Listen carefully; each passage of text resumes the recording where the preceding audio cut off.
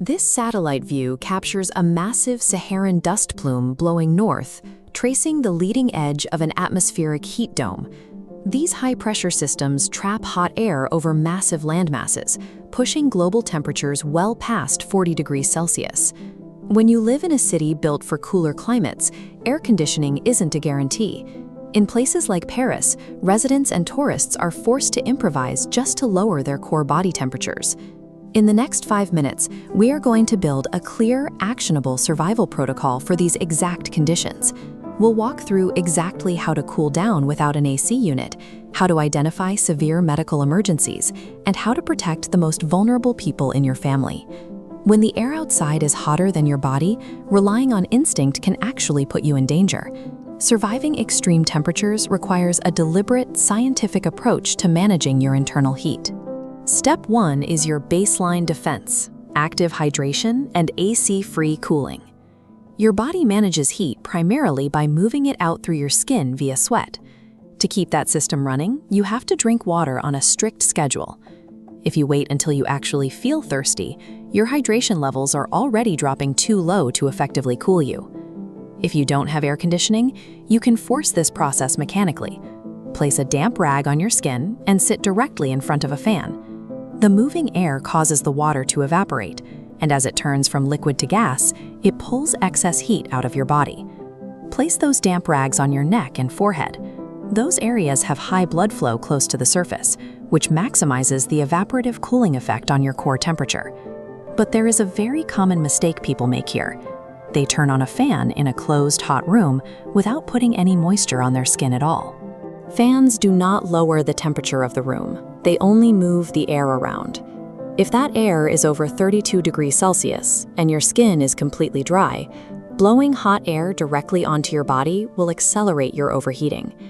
Step 2 of the protocol focuses on the demographics whose internal cooling mechanisms are compromised or easily overpowered by a harsh environment. For infants, their thermal regulation systems are not fully developed. Keep them in continuous shade, apply wet rags constantly, and restrict their clothing to just a single breathable layer. Seniors face a different physiological challenge. The aging process naturally dulls the urge to drink. On top of that, many older adults actively avoid drinking water before leaving the house so they don't have to search for a public restroom. Outdoor laborers face the compounding danger of physical exertion in direct sunlight. This environment demands mandated, frequent shade breaks and continuous water intake to replace exactly what is being sweat out. You cannot rely on these individuals to perfectly self-regulate their temperature. They require active monitoring and scheduled interventions from family members or caregivers to stay safe. Step 3 is recognizing when your core body temperature crosses the 38 degrees Celsius or 100.4 degrees Fahrenheit threshold. At this level, you will experience distinct physical symptoms: feeling dizzy, extremely tired, and overwhelmed by sudden exhaustion. This requires immediate first aid. Completely stop whatever physical activity you are doing and relocate to deep shade or an air-conditioned room. Next, you must execute a quick cool countermeasure. Aggressively lower your temperature by taking a cold plunge, getting under a cool shower, or soaking your hair and clothes in water. Heat exhaustion is a physiological alarm indicating that your current cooling strategy has failed. These symptoms require an immediate escalation of your cooling protocol before your body loses the ability to regulate itself. Step 4 is identifying when exhaustion becomes a life-threatening medical emergency. This occurs when internal temperature spikes to 40.5 degrees Celsius or 105 degrees Fahrenheit. The key symptom separating heat exhaustion from heat stroke is sudden mental confusion. If you notice someone acting disoriented or confused in the heat, you must call local emergency services or national health hotlines right away. Do not wait to see if they improve with some water. While you wait for the medics to arrive, keep working to lower their core temperature.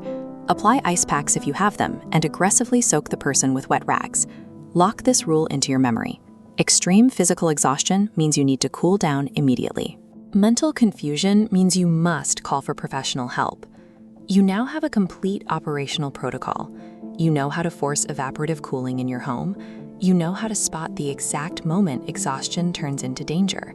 And you know how to protect the most vulnerable people in your family. Now it is time to put it into practice. As soon as this video ends, contact an older relative or a neighbor and help them set up a mandatory hydration schedule for the day. Then, prep your own physical environment. Stage your fans in the right rooms, fill your water pitchers and put them in the fridge, and get your damp rags ready before the peak heat of the afternoon hits.